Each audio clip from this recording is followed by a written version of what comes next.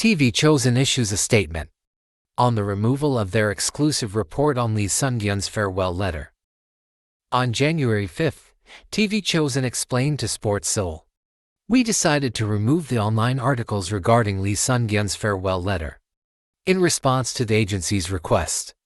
Our intention was to consider the perspective of the bereaved family in light of the unfortunate incident. Furthermore," they added, "since legal procedures, including the filing of a complaint, have been carried out, it is difficult to disclose more detailed information."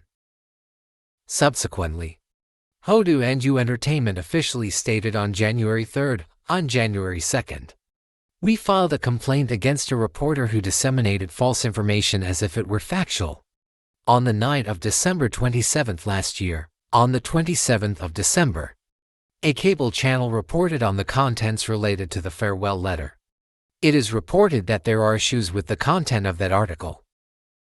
Super Junior's Kyuhyun reveals why he lived in this dorm for 18 years.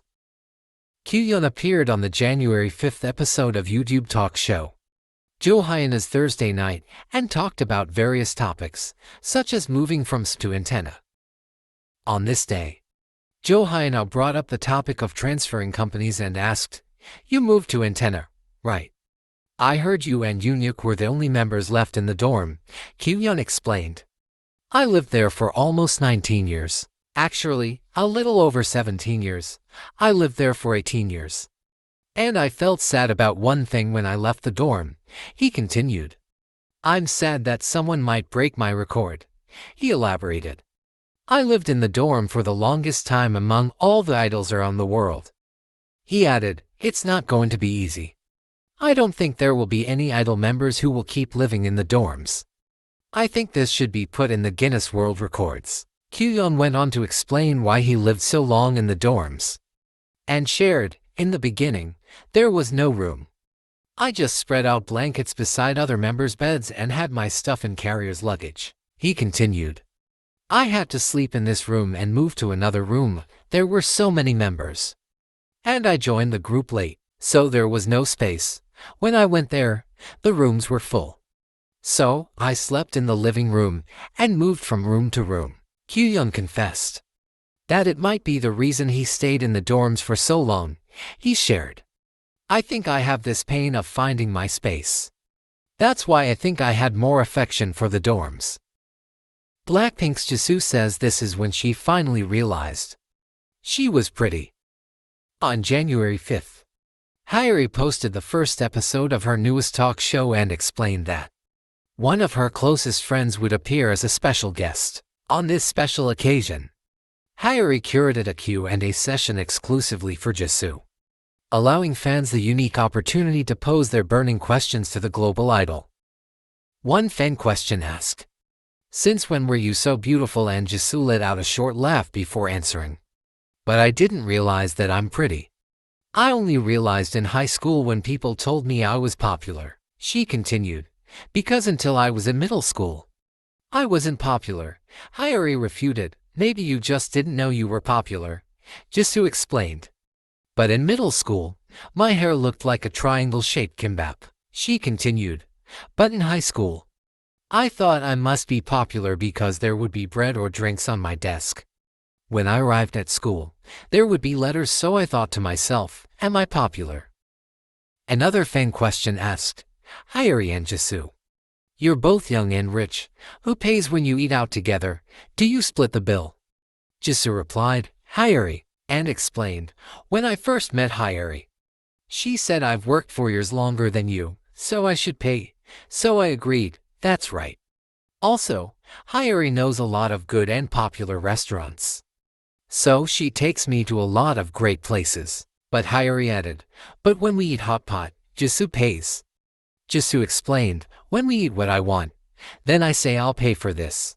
Hybe then revealed how much Jisoo loves hot pot and shared, "We had hot pot the last time we met. She ate a lot. That was the first time I saw Jisoo eat that much." Byung Hun's blackmailer turned streamer declares she is never going to stream again. Kim Si-won posted a lengthy handwritten letter bidding farewell to her fans. She wrote, "Thank you, Everyone, I want to now leave streaming. And I will not be returning, she continued. I didn't know how to start saying this because I kept this to myself until now. But I think it's best if I share what's on my mind sincerely and honestly. It took some time because I wrote and rewrote this several times. Kim Si-won continued.